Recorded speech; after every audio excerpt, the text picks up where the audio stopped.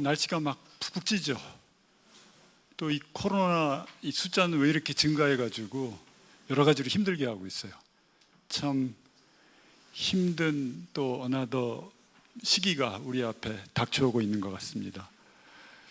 정말 무더운 주말이에요. 네.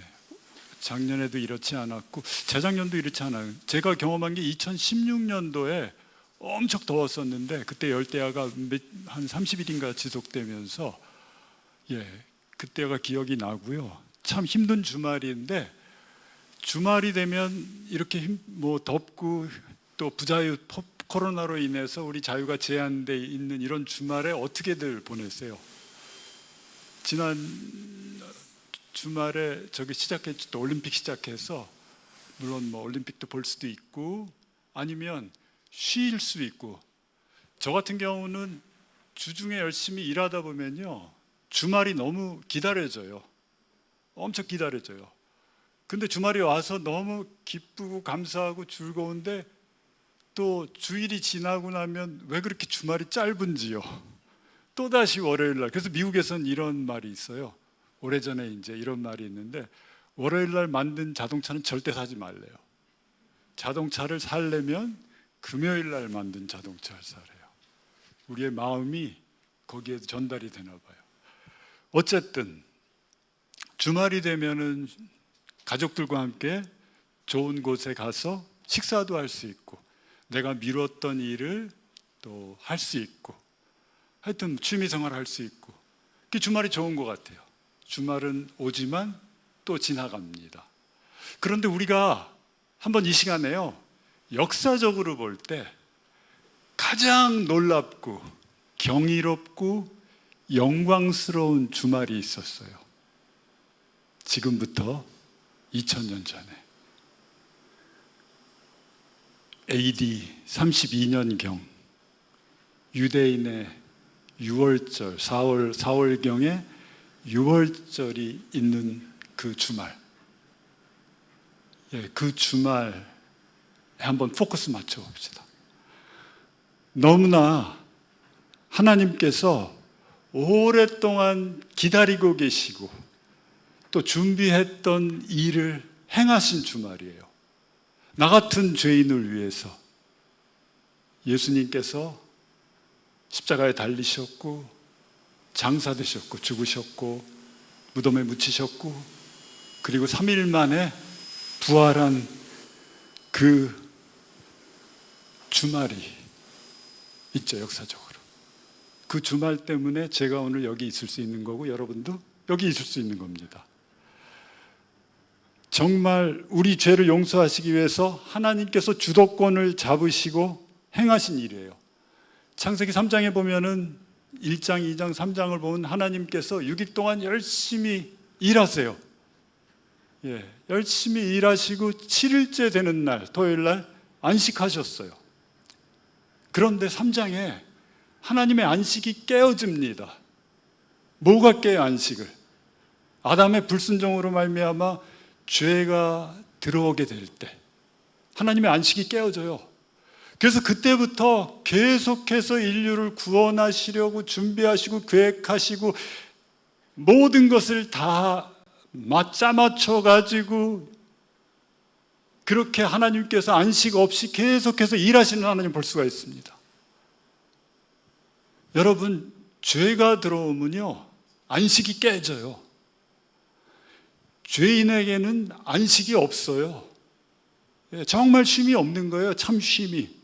죄인에게는. 나도 죄 가운데 있으면 내 마음이 안식을 못해. 내 육신은 쉴지 몰라도 내 마음은 쉴 수가 없는 거예요. 그 하나님의 안식을 깬 아담의 범죄로 말미암아 하나님이 준비한 몇천 년 동안, 거의 6천 년 동안 4,000년이죠.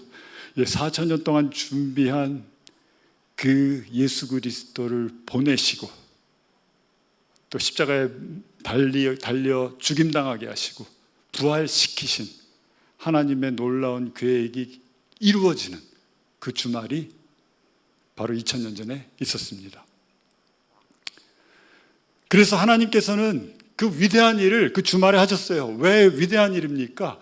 우리 인간에게, 죄인인 인간들에게 가장 필요한 게 뭐예요? 가장 필요한 게 죄를 용서받는 거예요. 죄로부터 완전히 자유케 되는 거예요. 환자에게 제일 필요한 게 뭐죠? 병으로부터 자유케 되는 거예요. 우리에게 제일 필요한 게 죄로부터 자유케 되는 거예요. 그것을 하시기 위해서 하나님이 일을 하셨습니다. 감옥에 있는 죄수에게 가장 필요한 게 뭐죠? 감옥으로부터 나와서 자유케 되고 사면받고 복권당하는 거예요. 완전히 죄가 없는 걸로 클리어되는 게 죄인에게는, 감옥에 있는 죄수에게는 가장 필요한 거예요. 그 사람들한테 좋은 차가 필요하겠어요?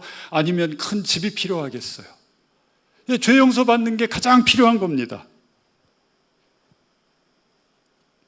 그래서 우리가 2년 전에 2019년에 이런 사건이 있었어요. 여러분 다 기억하실 거예요. 그 화성연쇄 살인 사건, 이춘재. 그런데 2019년에 그게 한 20년, 30년, 20몇 년 전에 일어난 사건이 그게 다시 이렇게 불잉압됐어요. 그 불잉압된 이유가 뭐냐 하면 그 화성연쇄 사건의 8차 사건인데 여중생을 살해한 사건이 있었는데 어떤 윤모 씨라는 사람이 범인으로 몰려서 누명을 쓰고 20년 동안 옥살이를 했어요. 그리고 만기가 돼서 출소하면서 그 윤 씨가 나는 이렇게 그동안의 사건을 얘기하면서 그 사건이 드러났어요. 나는 절대 죄 짓지 않았고 내가 그 일을 행하지 않았다. 그러면서 그 사건이 드러나면서 그 당시 감옥에 있던 이춘재가 그 8차 범행을 내가 저지른 거다 라고 또 고백을 했어요. 그래서 그 윤모 씨가 재심을 청구하게 되고 그 재심을 통해서 이 윤 씨의 모든 과거에 있었던 모든 죄악이 다 말소되고 깨끗게 되고 완전히 그것으로부터 자유해지는 그런 사건이 있었습니다. 그래서 죄 있는 우리에게도 가장 필요한 게 뭐냐면 죄로부터 용서받고 완전히 자유해지는 게 가장 필요한 거예요. 하나님께서 엄청난 이 천지 만물을 유에서 무에서 말씀으로 이 천지 만물을 창조하신 것도 위대한 일인데, 왜냐하면 그게 하나님에게는 가능한 일이에요. 전지전능하시고 우리가 상상할 수 없는 엄청나게 참 그런 분이시니까 정말 아무것도 없는 데서 말씀으로만 이 온 우주를 창조하신 일이 위대한데, 너무나 위대한 일이죠. 그런데 그거보다 더 위대한 일이 뭐냐면요, 그 하나님이 육신의 몸을 입고 오셔서 십자가에서 죽임당하는 일이에요. 만약에 우리가 정말 그렇게 전지전능하신 분이 말씀으로 이 우주 창조하는 것은 쉬울 수 있어요. 어렵지 않을 거예요. 능력이 있으니까, 모든 능력이 있으시니까. 그렇지만 그분이 십자가에 달려서 죽으시는 것은 쉽지 않아요. 어려워요. 고통이에요. 엄청난 고통이에요. 그래서 그렇게 하나님께서 자기 목숨을 나 대신에 십자가에서 바쳐서 나의 죄의 값을 치러 주셨기 때문에 내가 용서함 받을 수 있는 거고, 죄로부터 자유해질 수 있는 거고, 나한테 영원한 생명이 임할 수 있는 게 되는 것이죠. 얼마나 감사한지 모르겠어요. 얼마나 위대하신 일인지 모르겠어요. 십자가의 사건이. 정말 그 살아계신 하나님이 우리처럼 인간의 몸을 입고 오셨어요. 30년, 십자가에 달리기 30년 전에 태어나셨고, 요셉의 양아들로, 예수님의 아버지는 하나님이시고 요셉은 양아버지죠. 양아버지의 아들로 자라나셨습니다. 목수일 하셨고 성장하셨고 직업을 가지고 살아셨어요. 가구를 잘 만드셨어요. 그리고 30대가 되던 해 이제 하나님이 부르심으로 말미암아 공생에 시작하십니다. 침례 받으시고 이제 사역을 시작하십니다. 많은 기적 행하셨고 이제 하나님의 아들로 사역을 하시는 거예요. 그리고 많은 사람들의 필요를 채워주셨습니다. 그렇지만 그때 기득권층이었던 종교 지도자들과 바리새인 사두개인들이 어떻게 했어요? 두 가지 일을 책잡았죠. 첫 번째는 안식일 날 병 고치는 것. 그거 말도 안 돼. 어떻게 해서 안식일 날 안식일을 범할 수 있느냐라는 것과, 또 두 번째는 뭐죠? 예수님이 자기를 더 나갔어요. 이건 더 큰 거죠. 이슈가 자기를 하나님이라고 그랬어요. I am을 썼어요. 출애굽기 3장에 나오는 그 신성한 야훼의 이름을 예수님이 I am, 나는 길이요 진리요 생명이니 할 때 그 I am을 쓴 거예요. 이 사람들 어떻겠어요? 열받았어요. 말도 안 돼요. 신성모독이에요. 블래스폼이에요. 잡아 죽여야 돼 당장. 그래서 결국은 빌라도에게 예수 그리스도를 넘겨줬고, 예수님은 십자가에 못 박히게 됩니다. 십자가에 예수님께서 달리시기 전에 어떤 율법사가 이제 예수님 찾아왔어요. 낙낙낙하고 예수님을 시험하려고 찾아왔다라고 마태복음 22장에 말씀하고 있습니다. 예수님께 찾아와서 뭐라고 그랬어요? 율법의 모든 계명 중에 어떤 계명이 가장 큽니까? 라고 예수님한테 물어봤어요. 예수님의 대답은 뭐예요? 내가 내 목숨을 다하고 뜻을 다하고 마음을 다해서 주 너의 하나님을 사랑하라. 이게 첫째 되는 계명이고, 그 다음에 내 이웃을 내 몸과 같이 사랑하라. 이 두 가지가 모든 율법과 선지자의 강령이니라 라고 말씀하시는 걸 볼 수가 있습니다. 그 두 가지 가장 큰 계명을, 모든 율법을 다 이루는 그 두 가지 계명을 예수님이 십자가에 달리셨을 때 하셨어요. 십자가에서 이루셨어요. 겟세마네 동산에서 금요일날, 목요일날 성만찬을, 마지막 6월절 만찬을 드시고 그 목요일날 밤에 겟세마네 동산으로 가셔서 어떻게 하셨어요? 제자들 저기 떨어져 있으라고 그러고 예수님 열심히 기도했어요. 무슨 기도하셨어요? 아버지, 이 십자가 내가 지금 내일이면 십자가에 달리게 이거 피하게 해주세요. 이거 도저히 내가 감당 못하겠습니다. 제발 피하게, 이 잔을 좀 옮겨주세요. 이 잔을 옮겨주세요. 그 잔이 뭐예요? 그 잔을 마시지 않게 해주세요. 어떤 잔입니까? 내 쪽으로는 하나님의 진노와 저주와 심판이 막 위에서부터 내려오는, 차서 넘치는 그 잔이에요. 그 진도를 마셔야 돼요. 심판을 당해야 돼요. 저주를 자기가 마셔야 돼요. 왼쪽으로는 그 잔이 의미하는 게 뭡니까? 엄청난 육체적 고통이 따라오죠. 우리가 상상할 수도 없어요. 십자가의 고통이에요. 어떤 사람은 예수님이 하나님이시니까 별로 안 아프셨을까? 아니에요. 인간으로, 완전한 인간으로 십자가에 달리셨어요.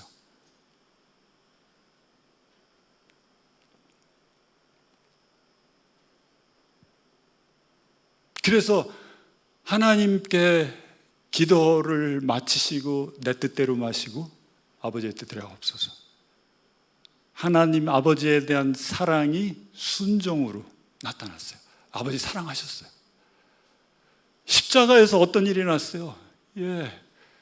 두 팔을 벌리시고 저와 여러분 모든 이 세상 사람들을 사랑하셔서 그 죄를 담당하셔서 나 대신에 그 십자가에서 죽임당하셨어요. 위로는 하나님 사랑하셨고 옆으로는 우리 모두를 사랑하신 것을 십자가를 통해서 예수님께서 행하셨습니다. 그래서 우리 죄인인 우리에게 가장 큰 필요를 채워주셨습니다. 자, 오늘 본문 한번 보면요, 본문 살펴보겠습니다. 나오나요? 여기는 안 보이네요. 고린도후서 5장 17절에서 21절 한번 우리 교독하면서 읽어보겠습니다. 그런즉 누구든지 그리스도 안에 있으면 새로운 피조물이라 이전 것은 지나갔으니 보라 새 것이 되었도다. 모든 것이 아버지께로 났으며 그가 그리스도로 말미암아 우리를 자기와 화목하게 하시고 또 우리에게 화목하게 하는 직분을 주셨으니 곧 하나님께서 그리스도 안에 계시사 세상을 자기와 화목하게 하시며 그들의 죄를 그들에게 돌리지 아니하시고 화목하게 하는 말씀을 우리에게 부탁하셨느니라. 그러므로 우리가 그리스도를 대신하여 사신이 되어 하나님이 우리를 통하여 너희를 권면하시는 것 같이 그리스도를 대신하여 간청하노니 너희는 하나님과 화목하라. 21절 같이 읽겠습니다. 하나님이 죄를 알지도 못하신 이를 우리를 대신하여 죄로 삼으신 것은 우리로 하여금 그 안에서 하나님의 의가 되게 하려 하심이라. 아멘. 네, 17절에 보면 오늘 제목이 나를 대신해서, 우리를 대신해서, 예수님이 죄가 되신 거예요. 나 대신에 나를 구원하기 위해서, 나를 죄로부터 죄를 용서하시고 자유롭게 해주기 위해서 나 대신에 예수님이 죄가 되셨어요. 21절에 나오죠. 17절에 보면 누구든지 그리스도 안에 있으면 그는 새로운 피조물입니다. 이전 것은 지나갔으니 보라 새 것이 되었습니다. 예수님이 십자가에서 나를 사랑하셔서 나를 위해서 행하신 일을 믿으면 어떻게 되는 거예요? 우리가 새로운 피조물이 되는 거예요. 예, 그분과 그분이 행하신 일을 내가 믿게 되면 내 머리가 아니라 내 가슴으로, 내 심장으로 믿게 되면은 우리가 새로운 피조물이 되는 거예요. 여기서 말씀하시고 계십니다. 하나님이 우리를 만드셨어요. 여러분, 저와 여러분을 만드셔서 이 세상에 우리 부모님 통해서 보내주셨죠. 근데 이 세상은 어떤 곳이에요? 죄로 오염되어 있어요. 세상이 진리도 모르고 또 죄가 죄인지도 모르고 마구 살고 있어요. 자기가 원하는 대로 이기적으로, 자기 중심적으로, 이런 세상에 우리가 이렇게 태어난 거예요. 그래서 우리도 거기 물들어서 우리도 죄가 죄인지 몰랐어요. 하나님이 계신지도 몰랐어요. 하나님이 어떤 분이신지도 몰랐어요. 그러고 살았어요. 그래서 완전히 우리는 죄로 인해서 더럽혀졌어요. 선한 게 하나도 없어요. 오늘 기도해 주셨죠. 우리 선한 게 하나도 없어요. 우리 안에. 그런 나를 하나님께서 사랑하셔서 죄의 문제를 십자가에서 완전히 해결해 주시고 나를 다시 새로운 피조물로 이렇게 만들어 주셨어요. 자, 이 이야기가 창세기에 가면은 창세기 1장에 우리 잘 아는 얘기예요. 거기서 한번 이렇게 같이 오버랩 해가지고 살펴볼 수가 있습니다. 창세기 1장에 하나님 천지 창조하셨어요. 그런데 2절에 보면 어떻게 되죠? 이 땅이 혼돈하고 공허했어요. 흑암이 깊음 위에 있고 하나님의 신은 수면 위를 운행하셨어요. 이 땅이 어땠어요? 하나님이 창조한 이 땅이 혼돈하고 공허해요. 혼돈하고 공허하다는 게 뭐예요? 완전히 메스드업 됐다는 거예요. 완전히 진흙창이 된 거예요. 하나님은 그렇게 창조하지 않았는데 무언가가 와서 그렇게 진흙창을 만든 거예요. 무슨 일이 일어났어요? 그건 얼마나 시간이 지났는지 우리가 알 수는 없습니다. 확실하게. 성경이 구체적으로 말씀하고 있지 않아요. 그 사이에 무슨 일이 있었냐면 루시퍼가 하나님의 나라에서, 하늘에서 쫓겨나가지고 이 땅에 둥지를 튼 거예요. 지금 여기 우리 이렇게 예배 드리는데 조폭, 아주 악랄한 조폭 한 10명이 들어오면 여기가 어떻게 되겠어요? 혼돈하고 공허해지죠. 예? 이곳이. 그 친구가 그렇게 된 거예요. 그런데 어땠어요? 하나님의 신은 수면 위를 운행했어요. 성령님께서 하버링하고 있었어요. 하버링 뭐죠? 스틸 컨트롤하고 계셨어요. 그리고 나서 3절이 어떻게 됩니까? 빛이 있으라 하심에 빛이 있었어요. 하나님이 다시 새롭게 창조를 시작한 거예요. 첫 번째 날. 그 전까지는 몇 날이 흘렀는지 몰라요. 몇십 년이 흐르고 몇 억 년이 흘렀는지 몰라요. 몇십억 년이 흘렀는지 몰라요. 하나님 시간이 없으신 분이니까. 첫 번째 날 다시 새롭게 3절부터 창조를 시작합니다. 주죽박죽돼 있고 곤죽이 되었고 완전히 메스드업된 이 세상을 다시 한번 새롭게 창조하시기 시작합니다. 우리도 마찬가지 아닙니까? 우리도 엄마로부터 나올 때는 참 깨끗해요. 예. 그런데 이 죄악된 세상에 태어나서 어떻게 됩니까? 물들어요. 죄악으로 오염돼요. 자꾸 메스드업 됐어요. 혼돈돼요. 공허해요. 진리가 뭔지도 몰라요. 그런 우리에게 성령님이 오셔서 말씀의 빛을 비춰주시고 복음의 좋은 소식을 들려주심으로 말미암아 우리가 어떻게 되죠? 새로운 피조물로 우리를 다시 만들어 줍니다. 예, 하나님께서 우리를 새롭게 창조해 주시는 거예요. 새로운 피조물이 되게 해 주시는 겁니다. 18절에 보면 이렇게 말씀합니다. 모든 것이 하나님께로부터 났으며 그가 그리스도로 말미암아 우리를 자기와 화목해 하시고 또 우리에게 화목해 하는 직분을 주셨으니, 화목해 주시는 거예요. 우리와 하나님 사이에 막혀있던 담이 허물어지고 하나님이 누구인지 알지 못했는데 내가 하나님을 알게 되고 하나님을 믿게 되고 하나님과 교제하게 되고 하나님과 소통하게 되고 하나님과 관계를 맺게 되는, 화목해 되는 역사가 우리에게 일어난 거죠. 그리고 그것을 경험한 우리들로 하여금 하나님 여기서 뭐라고 그래요? 화목해 하는 직분을 또한 우리에게 맡겨주셨어요. 19절에 곧 하나님께서 그리스도 안에 계시사 세상을 자기와 화목해 하시며 그들의 죄를 그들에게 돌리지 아니하시고 화목하게 하는 말씀을 우리에게 부탁하셨느니라. 하나님은 세상의 죄를 그들에게 돌리지 아니하십니다. 왜냐하면 예수 그리스도께서 이미 십자가에서 다 그 죄의 값을 우리 대신에, 나 대신에 치러 주셨기 때문에 돌리지 아니하시고 화목해 하는 말씀을 우리에게 부탁하셨어요. 20절, 그러므로 우리가 그리스도를 대신하여, 그렇게 주님께서 다 해주셨기 때문에 우리가 그리스도를 대신해서 사신이 되어 하나님이 우리를 통해서 너희를 권면하시는 것 같이 그리스도를 대신하여 간청하노니 너희는 하나님과 화목하라. 그리고 이제 중요한 규절인 21절이 나옵니다. 꼭 암송하셔야 돼요, 이 규절은. 물론 5장 17절도 중요한데 21절이 하나님이 죄를 알지도 못하신 일을 우리를 대신해서 죄로 삼으신 것은 우리로 하여금 그 안에서 하나님의 의가 되게 하려 하심이니라. 여기 원문에 보면은 영어 성경만 봐도요, for로 시작해요. for가 뭐죠? 왜냐하면, 그 이유는, 이렇게 시작하는 건데 우리 한국말 성경에 빠져 있어요, 그게. 왜냐하면 그 위로 넘어가야죠. 너희는 하나님과, 20절에 보면 간청하노니 너희는 하나님과 화목해라. 왜냐하면 이미 하나님께서 죄를 알지도 못하는 그리스도로 우리의 죄를 삼으셨기 때문에, 그리스도께서 나 대신, 우리 대신에 죄가 되셨기 때문에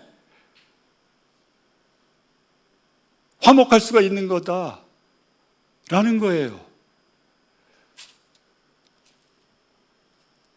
그래서 하나님이 죄를 알지도 못하는 자로 우리를 대신해서 죄를 삼으신 것, 우리를 대신하셨다고 그랬어요.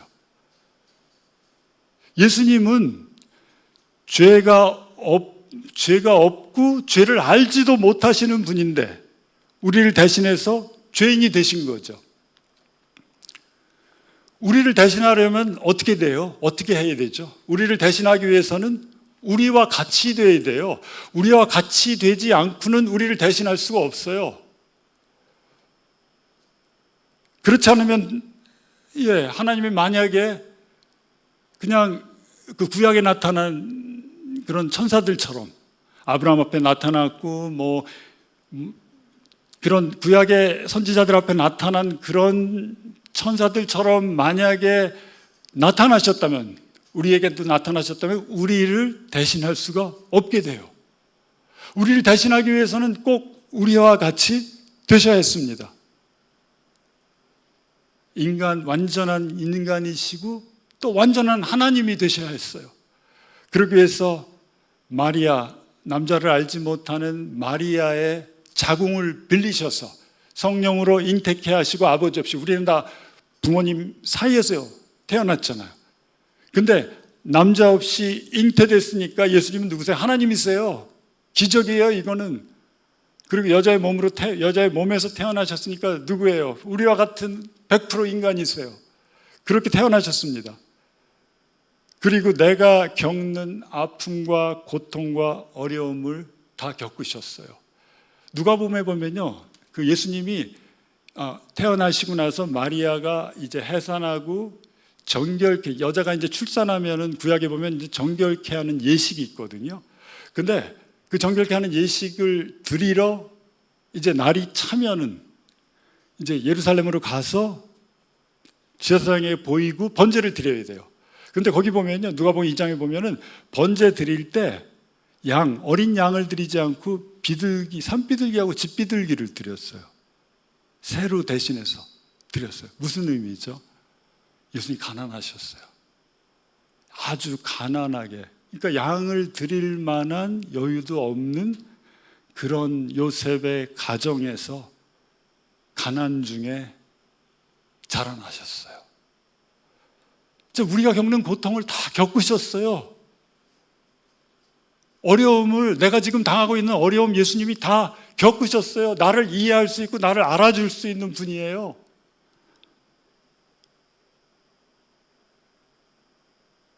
그렇지만 죄는 짓지 않으셨어요. 그리고 줄곧 어디로 가셨어요? 공생이 시작하고 나서 사람들이 자기를 유대인의 왕 삼으려고 할 때 다 뿌리치시고 십자가로 향해서 가셨습니다. 그 십자가에 달리실 필요가 없는데, 죄인이 아닌데도 불구하고 나를 대신해서 그 십자가에 달리셨습니다. 머리에 면류관 쓰셨죠. 머리에서 피가 흘러내렸죠. 양 손과 발에 대못이 박혔죠. 옆구리는 창으로 찔려서 물과 피를 흘리셨습니다. 그래서 그 십자가에 달린 예수님의 모습을 우리가 바라볼 때, 그게 내가 만약에 예수님 믿지 않았으면 저게 나의 인생의 마지막의 모습이구나 라는 것을 볼 수 있는 건 은혜예요. 내 옛사람이, 내 자연인이 어떻게 죽는지를 나를 대신해서 예수님께서 다 적나라하게 보여주신 거예요. 죄의 결과가 이렇게 참혹하고 죄의 심판은 죽음이다라는 것을 아주 명확하게 예수님께서 십자가를 통해서 보여주신 겁니다. 그래서 그 예수 그리스도를 믿는 사람, 나 대신에 그 모든 것을 치루어 주셨기 때문에 그것을 믿는 사람에게는 하나님의 심판과 저주가 임하지 않고 더 이상 정죄함이나 죽음이 임하지 않게 되는 것입니다. 그 아까 전에 우리 이춘재 얘기할 때 일사부재리의 원칙 아시죠? 일사부재리의 원칙이 이렇게 정의하고 있습니다. 어떤 사건에 대하여 판결이 내려지고 그것이 확정되면 그 사건을 다시 소송으로 심리하지 않는다는 원칙이다. 그러니까 이춘재가 그렇게 8차 사건의 여중생을 죽인 것도 이춘재라도 그 저지른 사건이 윤모 씨가 20년형을 치르면서 그 사건에 대해서 값을 지불했기 때문에 더 이상, 물론 공소시효도 지난 것도 있겠지만 더 이상 그 사건은 이춘재에게 더 이상의 영향력을 미치지 않는다는 것이죠. 우리도 마찬가지예요. 내가 지었던 죄, 현재 지었던 과거의 죄, 현재의 죄, 미래 천국 가기 전까지 지을 모든 죄를 예수님께서 십자가에서 나를 대신해서 그 심판과 저주와 하나님의 그 엄청난 진노를 다 당하셨기 때문에 이제 나에게는 더 이상 형벌이 없는 거예요. 나를 더 이상 사탄이 고소하지 못하는 거예요. 너 죄인이다라고 고소하지 못하는 거예요. 왜냐하면 예수님이 다 치루어 주셨으니까. 그래서 그것을 믿으면 이제 더 이상 하나님의 진노, 저주, 심판 아래 우리가 있지 않게 되는 것입니다. 이게 얼마나 아멘이고 할렐루야입니까? 그리고 그리스도 안에서 21절에 보면 뭐라고 말씀하세요? 그리스도 안에서 의롭게 하나님의 의가 되게 하려 하신다고 하셨어요. 의롭게 여겨지신다라고 말씀하고 있습니다. 하나님의 의가 된다는 것은 무슨 의미가 있을까요? 하나님의 의가 되는 것은 마치 이런 거예요. 잘 들어보세요. 이 세상에 하나님이 의롭다라고 여겨주시는 사람은 단 한 사람밖에 없어요. 내가 아니에요. 여러분도 아니에요. 예수 그리스도 단 한 사람만을 하나님이 의롭게 여겨주십니다. 그분이 바로 예수님이세요. 그래서 이사야서 42장 1절에 이렇게 말씀합니다. 내가 붙드는 나의 종 내 마음에 기뻐하는 자 곧 내가 택한 사람을 보라. 내가 나의 영을 그에게 줬은즉 그가 이방에 정의를 베풀리라. 그는 외치지 아니하고 목소리를 높이지 아니하며 그 소리를 거리에 들리지 아니하고 상한 갈 때 꺾지 아니하고 꺼져가는 등불 끄지 아니하고 진실로 정의를 시행할 것이며 그는 쇠하지 아니하고 낙담하지 아니하고 세상에 정의를 세우게 이르리니 섬들이 나라들이 그 교훈을 앙망하리라.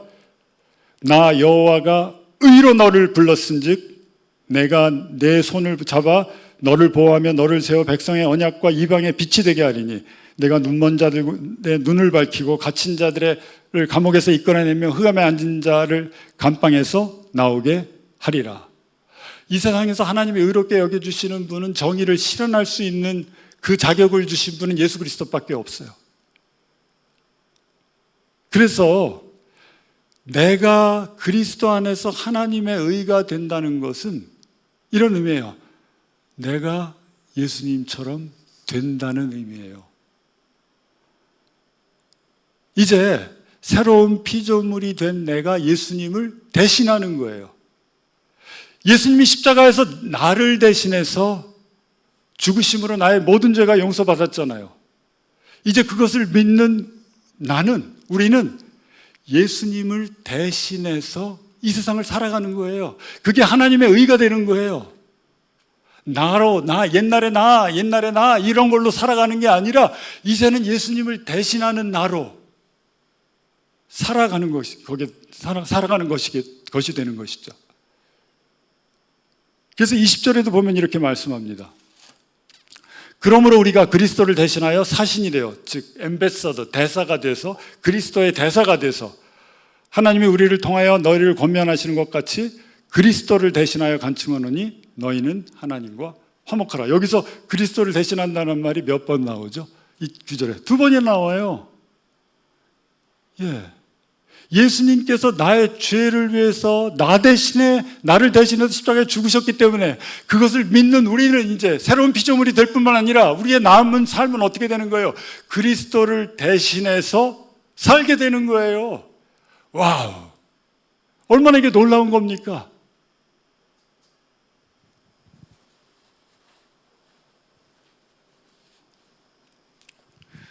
그래서 바울도 여기서 뭐라 그래요? 자기가 그리스도를 대신해서 엠베서더가 됐다고 그래요.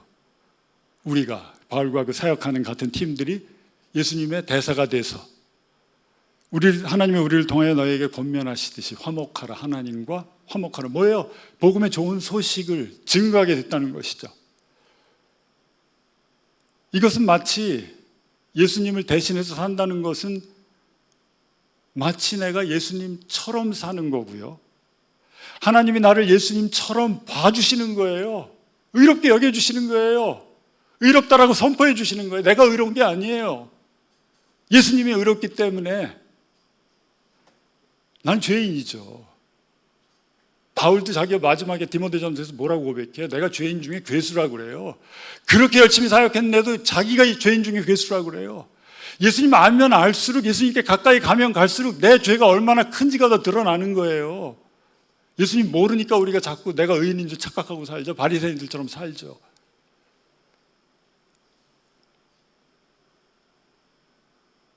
그래서 내가 예수님을 대신해서 산다라는 것은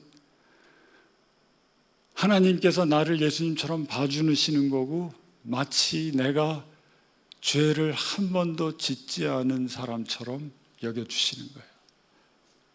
이게 얼마나 은인지 모르겠어요. 나는 넘어지고 나는 쓰러지고 나는 또 죄져도 하나님 자꾸 그래서 너는 그것밖에 안 돼. 사탄은 옆에 와서 그거 봐. 네가 무슨 네 죄가 너 지금 또 넘어졌어. 또 죄졌어 라고 고소할 때 하나님께 나아가면 하나님이 나를 어떻게 봐주시냐면 하나님 또 죄가 이렇게 넘어졌는데요. 저의 죄를 고백합니다. 용서해 주세요라고 기도하게 될 때 하나님은 나를 어떻게 봐주시냐면요. 나는 네가 언제 죄졌는지 모르겠는데 라고 저를 봐주시는 거예요.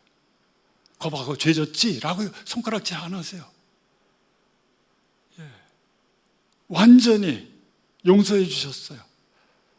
완전히 완성된 단계로 나를 봐주세요. 과정이 아니라 그 마지막에 영화롭게 변한 나로 하나님이 나를 봐주시기 때문에 내가 다시 일어날 수 있고 하나님께 나아갈 수 있고 내가 심각한 죄를 져도 또 일어날 수 있는 거예요. 이게 얼마나 큰 은인지요. 예수님을 보는 것처럼 나를 봐주고 계세요. 여러분은 여러분 자신을 어떻게 보고 계세요?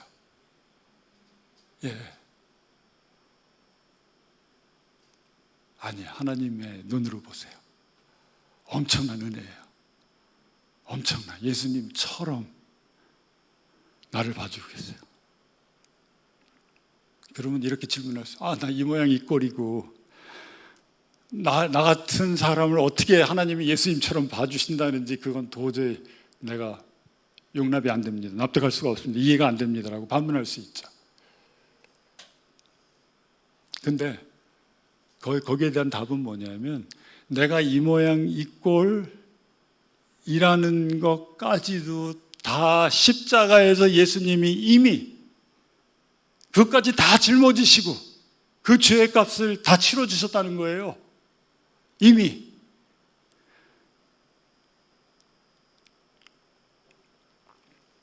그래서 하나님은 나를 볼 때 완전하게 봐주세요. 완전하게.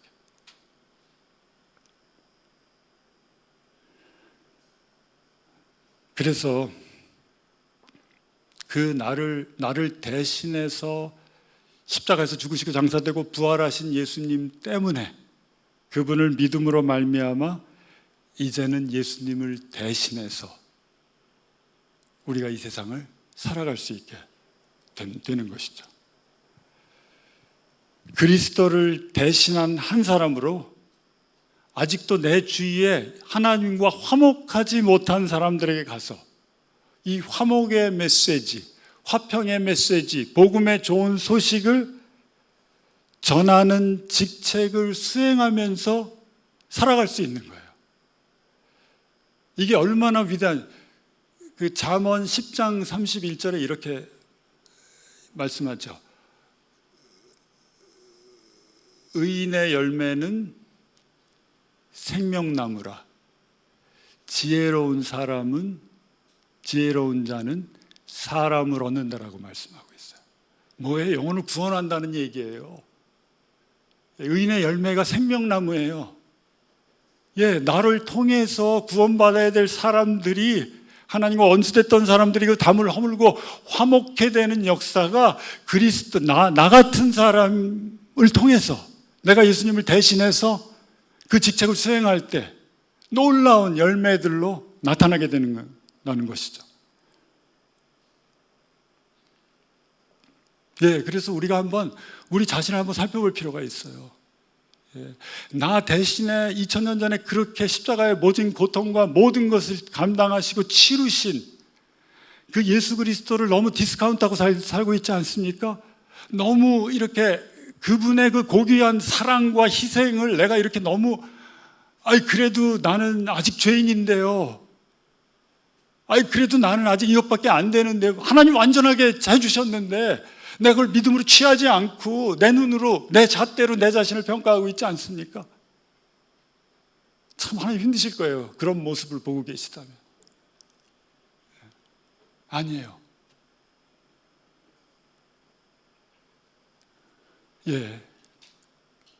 정말로 주님께서 나 대신에 그렇게 십자가를 짊어지셨기 때문에 우리가 새로운 피조물이 되었고, 이제 우리의 남은 인생도 내가 예수님을 대신해서 살 수 있는 그 인생을 살아갈 수 있는 거죠.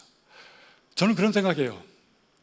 천국이 너무 좋은데, 그러니까 저도 이게 제가 지금 이 일을 잘 예수님을 대신해서 하고 있다라고 해서 말씀드리는 거 아니에요. 저도 이제 하는 사람이 되고 싶어서 여러분과 나누는 거예요.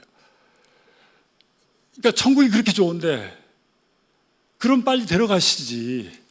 왜 내 사랑하는 하나님의 자녀들, 아들과 딸들을 왜 이렇게 죄악 많은 세상에서 자꾸 우리 백슬라이딩 하게 하고, 왜 미끄러지게 하고, 관계가 어려워지게 하고, 왜 이런 과정 겪으면서 이 세상에 남겨두실까? 빨리 데려가시지. 저는 불신자하고 이렇게 성경 공부하는데 이제 성경 공부하다 그런 얘기가 나왔어요. 아이 그래도 우리가 건강하게 오래 살아야지. 뭐 좋은 음식 먹고 또 운동도 하고 이렇게 해서 열심히 내 몸 관리하면서 살아야지 했더니 그 불신자가 질문하는 게 뭔지 아세요? 아니 천국이 그렇게 좋다면서 왜 이렇게 늦게 가려고 그러세요? 뭐 이렇게 질문하더라고요. 그래서 well dying 하려고 그러는 거라고. 물론 그렇게 얘기했는데 천국이 그렇게 좋으면 하나님이 우리 빨리 데려가셔서 그곳에서 영원히 하나님과 함께 사시게 하면 좋은데 왜 남겨두셨을까요? 왜 누구는 먼저 데려가고 누구는 나중에 데려가고 왜 그렇게 하실까요? 이유가 있잖아요. 오늘 말씀드린 거예요. 그리스도를 대신해서 화목케 하는 직책을 우리로 하여금 수행하라고. 그렇게 한 사람, 두 사람 여러분 주위에 있는 그런 사람들에게 수행하다 보면은 기도하며 사랑하며 복음 전하며 성경 말씀 나누며 그렇게 살다 보면은 내한테 맡겨진 생명나무의 열매가 이렇게 맺혀졌을 때 그 열매들이 나한테 이렇게 할당된 좀 이상한데 하여튼 나한테 주어진 그 영혼들의 생명나무의 열매들이 맺혀졌을 때 그때가 되면은 하나님이 우리 데려가실 거예요. 그때까지 저와 여러분 이 교회를 통해서 그 일을 감당하라고 이 땅에 남겨두신 겁니다. 자, 우리 같이 오늘 말씀을 한번 상기해 보면서 같이 찬양하시며 나아가시겠습니다. 나는 과연 정말 첫 번째가 나는 과연 새로운 내가 피조물인가? 정말 하나님이 나를 새롭게 빚어주셨나? 아니면 난 아직 옛날의 그 모습대로 옛사람과 함께 있나? 그렇다면은 오늘 예수님이 십자가에서 죽으시고 죄를 지시고 죽으시고 부활하신 그 예수님께서 말씀하십니다. 내가 너의 모든 죄를 담당하고 너 대신에 십자가에서 죽었다.